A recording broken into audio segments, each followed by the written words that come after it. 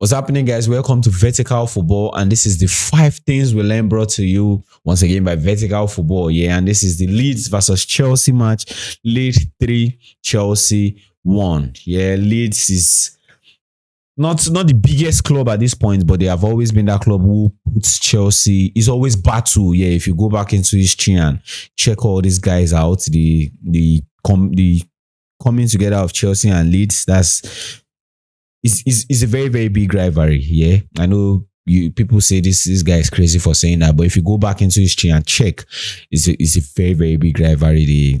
It's always full of chaos. It's always full of fights. It's always full of upset. And that's one of the things that have happened today. Leeds beating Chelsea 3-1. Speaking about the overall performance, I think we were very, very awful for 90 minutes. Yeah, we were very, very awful for 90 minutes. We didn't show desire. We didn't look like a team who wanted to win. We were second best in every aspect of the game. I think the only part where we were not second best was in complaining. Yeah. And Enzo Fernandez complained more in this particular match than he actually played.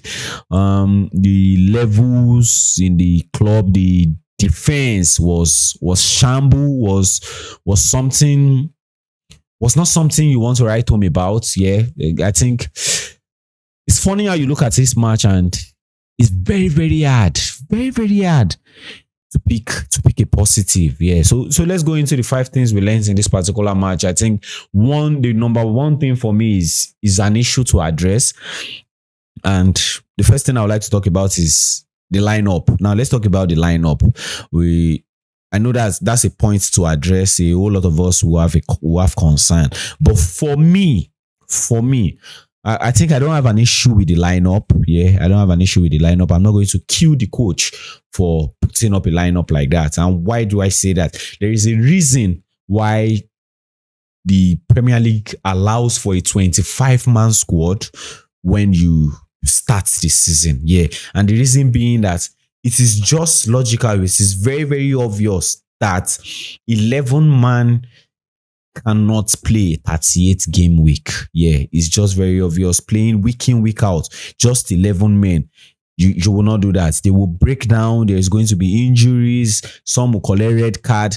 That's why there is provision for the other 14 players, so that when these issues are coming up, these guys can fit in. So I don't have an issue with the lineup. We went into a Barcelona match, we went into an Arsenal match, and you are expecting that the same guys who played these matches should come into a Leeds match and also play. Do you want to kill them? They are supposed to get rest, and that's even opportunities for the other players to get into the game. So if they do not perform in this match, I don't think nobody should bring down the coach or cut his head for that. I think it should be the players should be accountable for that. Yes, I think they should be accountable for that. It's just a logical thing. The only thing that is keeping the likes of Rhys James, the likes of Fofana still active in the club is because we can have rotations. It's because these other guys are available. Yeah, that's the reason why we can keep these guys. So imagine you walking out these guys. Rhys James in his last match celebrated playing 12 months without injury. That's something we all need in this club. That's something we all like in this club. Fofana is playing 90 minutes. Fofana is playing continuously. That's something we want. So when we have the opportunity to keep these guys and allow them catch their fitness again, we should take the chance. And when we take this chance, the other guys that we are bringing in to fit this position should be responsible, should be accountable. So I don't see a reason why we should beat up the coach for putting up that lineup. It's just a normal thing to do. You don't walk your players out. You have extra players. Put them into the pitch, and that's up to them now to take that chance. So I think because I address this because I've been hearing here and there a little bit about people complaining Enzo Maresca killed the match. I don't get it. You don't go to Arsenal, you don't go to Barcelona with the same squad, and then you're coming to the next match, you can't rotate and put people in. Dude, why? I think we should be realistic. We need to start seeing from a very different point of view and not just because we have lost, just hold on to a perspective that can be emotional. So I think we should just look at what it is and analyze it. So that's my first thing. So the second thing, let's go tactical here, is I think we didn't exploit space, we didn't exploit the pockets. Yeah, in the first half, they set up in a 4-4-2, a 4-4-2, which sometimes switch into a 5-2-3, 5-3-2, and sometimes they never move to a 5-4-1. They move from a 4-4-2 to a 5-2-3. So what I'm trying to say is, they stayed more in the 4-4-2 in the first half, and what they did was the line between the defensive line and the midfield line and the attacking line was very, very large. They opened space in between this line. The first four was far away from the second four, and the second four was far away from the last two. And I think we did not exploit that. And I saw it like it was a weakness, and we had the strength. And what do I mean by that? And this is just to analyze the whole situation. Is you had somebody like Liam Delap up there. What I was expecting for this club to do is send long balls, let this guy win the first ball, jab the ball down for the guy in the 10 who is going to like be exploiting the pocket, who is going to be staying in the pocket, and the person of João Pedro and Cucurella who majorly stayed in that position in the first half. I believe just send long balls to this guy and let him bring the ball down, and then we have pushed them into their own half. But we were very reluctant to do that from the centre back, most especially because majority of the time Sanchez played long ball was not necessarily because he had a plan of playing long ball, but because he was forced into playing long ball. So I don't count that. I expected that the centre back should take the initiative and take long balls into this situation. Let Liam Delap, who is a profile, who can serve as a target man, hold the ball up and jab it down for the guy who will take it, and then we can beat them from there, either getting pass into the half spaces or throwing pass and allowing an overlapping or underlapping run from either the winger and the fullbacks. I just think we can do all of these basic things, but we were very reluctant to do that. And the other thing I felt like we should have done was take ambitious passes. And even at one point in the game, the commentator was saying it that the defenders are just too reluctant to take ambitious passes. There was no line breaking passes at all. And this is no exaggeration. We only got into the second half and started trying to do it. But in the first half, there was space in the pockets. They opened in the lines between the defense and the midfield. There was spaces there. Put these passes there. Badiashile has this thing in his arsenal. Penetrate that place with passes. But I don't know why they were reluctant to do that. And I think it cost us a lot because we were not able to create anything out of the match. And we just played around and played into their hands. And we just considered a counter-attacks times without numbers, which I felt like was very, very unreasonable. Yeah, very, very unreasonable. So let's go into the third thing. I think the third thing for me is we lack squad depth. Yeah. And this is something I've always said, and not so much online. I've always said about it, we lack squad depth. And the idea of squad depth, I think there are a whole lot of misconception about the idea of squad depth. And one that I would like to address in this particular sense is you need to understand that squad depth is not necessarily all about how much players you have on the bench. Yeah, it's a part of it. But that's not the whole thing about squad depth. The idea of squad depth is about the amount of players that you have on the bench and the quality of players that you have on the bench. Yeah, those two things can make up when we speak, we can make up the idea of squad depth. Yeah, the quantity and the quality combined. It should not stand aside. It should not stand aside. They are intertwined. They work together. That's what makes squad depth. And you look at the Chelsea's team, it's just obvious that when our regular players are not on the pitch, the guys that we are bringing in to replace them, they are way, way below the level of the guys that are the regular players. Yeah, so when you look at the Chelsea bench, all you see there is quantity.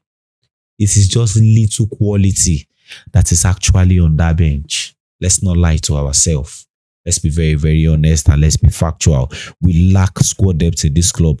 Chelsea, having 5 changes, and the standard is dropping drastically. It's something to worry about. It's something that we need to address. Yeah, if these guys are getting paid, these guys are being treated well, these guys are kept in the club. Whenever you are being called upon, the standard should not be far from the regular guys. That's just the most logical and basic thing to do. Yeah, I believe. So I think the idea of squad depth, or the issue of squad depth in the club, needs to be addressed. It definitely needs to be addressed. So let's go into the fourth thing. I think we need to start talking about Liam Delap now. Yeah, we need to start talking about Liam Delap. He is a good guy, and I've said majority of the time he's not a proven guy. He's a guy with potential. Yeah.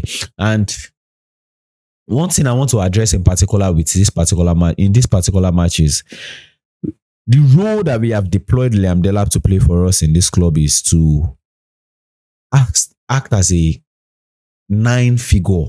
And this 9 figure, the job that we have saddled with this 9 figure is to pin defenders in their defensive line, stretch them, and cause chaos in that space. To do these things, you need physicality and you need intelligence. Yeah. You need physicality to be able to fight with these people. You need physicality to be able to cause chaos. You need physicality to be able to hold a man down there. But you need intelligence to be able to open space. You need intelligence to be able to drag people out of the position where they are supposed to be in. You need intelligence to be able to understand the right time to drop the ball, understand the right time to not charge into the opponent, understand the right time to link up with your players. You need the mix of both. You cannot just have one. You will suffer for the other part that you do not have. And one thing that I have seen about Liam Delap, I have always seen, but I feel like because we are finding a way around it, I'm not speaking so much about it. But I just think it's so evident in this particular matches. He's leveraging too much on his physicality that it's looking like he's becoming to neglect the intelligence part of his game. Yeah, so you find out he's just going all around badging players. He's just going all around finding a chance to show physicality to the other guys, which is good, which is something that you see elite level strikers do.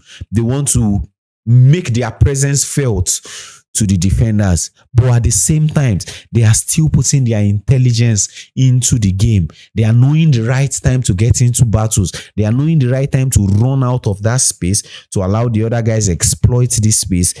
But I think he struggled to do that in this particular match. He was just moving all around, eating players, pushing players, jumping like untimed jump, not holding the ball well, not linking up well. I think Liam Delap needs to step up his game, most especially in the intelligence part. Yeah, he needs to do that. And we need to speak a little bit about João Pedro too. I think the standard that he put up in this particular match is, for me, in the way I saw it, I would say this is the poorest performance he has ever put up in the Chelsea shirt. In the way he linked up with his player, he was below average. He didn't connect the guys really well.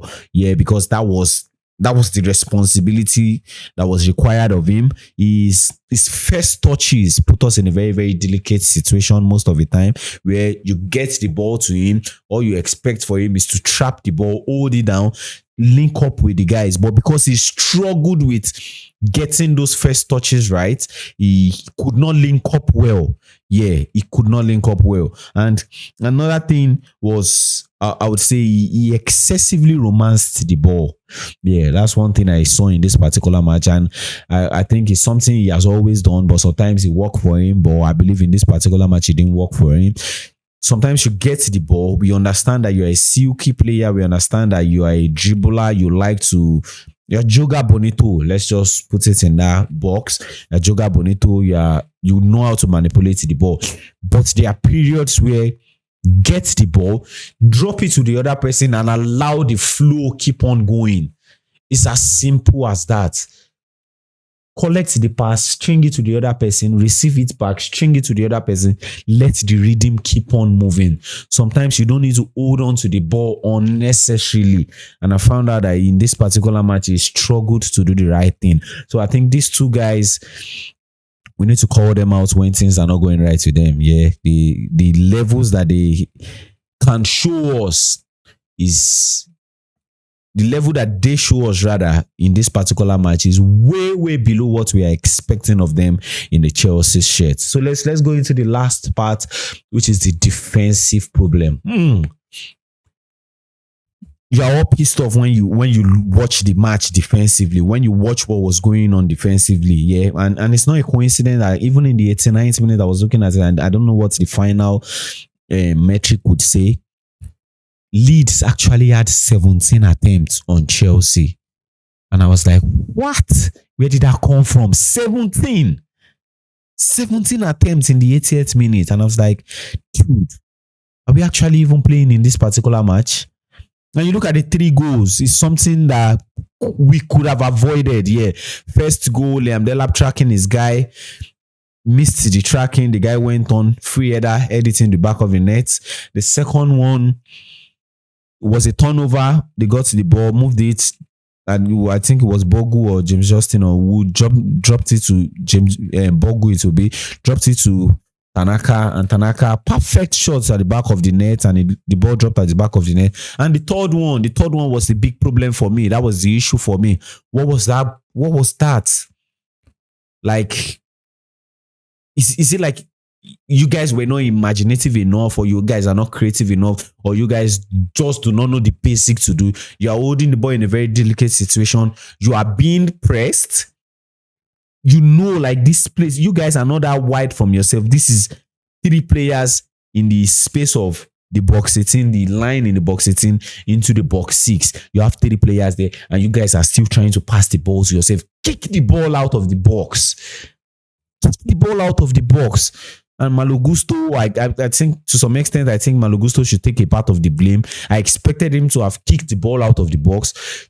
He didn't kick the ball. He gave it to Tosin. What was Tosin doing? We didn't even know. That's the point. We didn't even know if he wanted to pass, or he wanted to hold on to the ball, or he wanted to kick the ball out of the box. We cannot say which of the 3 is it that he wants to do. And then he just lost the ball. So 2 goals from turnovers. It could have been avoided. Yeah, definitely it could have been avoided. I think we were very bad in our defensive part of the game, and it just causes me a whole lot of worry, because the 2 partnership that we have in this center back, in the person of Chalobah and Fofana, they used to give us a very good level. Not the top level that we require, but these are the guys that, you know, they will get the job done. So when you look at the partnership of Babdiashile and Tosin, it just puts you in a space where you worry so much and look at it that, what if something happens to these 2 other guys who we usually rely on? And Fofana has given us a track record that I will not always be available. Yeah, injuries will come up, and we are open to that because that's what we have at the moment in time, and we are trying to manage him. But when this thing happens, are these the guys that we want to call on? Like, it's sad, it's disappointing, it's devastating, it's something you don't want to think about, because it just saddens the heart. It saddens the heart. Look at the performance that this guy put up. Their ball progressive is bad. Defensive execution was bad. They didn't even make any ambitious pass. They lacked confidence. They were prone to mistake. They are trigger pressed, most especially Tosin and Badiashile. They were trigger pressed when the opponent saw, like, oh, these guys have gotten the ball, charging to them, and majority of the time they give turnovers. So I think we just need to do a whole lot of things in this club. We need to get this thing right, and these are my 5 things, guys. And let's just do a little discussion. And I know at one point I've spoken about these things. And I said it in one of those shows that I did. I said, I'm getting to have this feeling of we are giving the underdog mentality. Whenever we face clubs in big level, whenever we face big clubs, top clubs, we have the drive, we have the motivation, we play with all our lives, we play with all our heart, we play football and everybody's like, Chelsea is the example. But then Chelsea, this same Chelsea, gets into team where you can easily beat them, I believe. Though they are not, you look at the quality of opponents that you face in the Premier League, you can't say this is a club that you will beat. But you know, when you are putting off performances like this against Arsenal, when you are putting off performances like that against Liverpool, against Barcelona, and then you go into a Leeds United match and you know, like, we definitely just have to win this match. And then you come up with performances like that. It's an underdog mentality. Whenever you look down on me, I will show up and I will show up at my best level. But whenever you say I would go and win, then I will mess you up. It's an underdog mentality. This is a problem that we need to break out of. We just need to break out of this mentality. This is not good for the club. This will not shift us into the place we want to get to. This will not win the league for us. This will not keep us in top 4. We just need to get out of this mentality. Yeah. And speaking about the league, yeah, I think we are putting ourselves in a very delicate situation. Yeah, we're putting ourselves in a very delicate situation, and this is not this. This is like the second time that we're doing this thing in this season. Going into the Champions League, the match against Karabakh, that match was something that we need to go into and win. And then we know that winning this match, and if we had won the Barcelona match, we'll be in a safe space where we know, okay, we can avoid things like playoff. And then coming into this particular one, you see how volatile the league is. This is the Premier League, where we're calculating something at one point. We're looking at Everton in the position 14, and we're looking at if Everton won their match and everybody has not played, they move from 14 to 7th.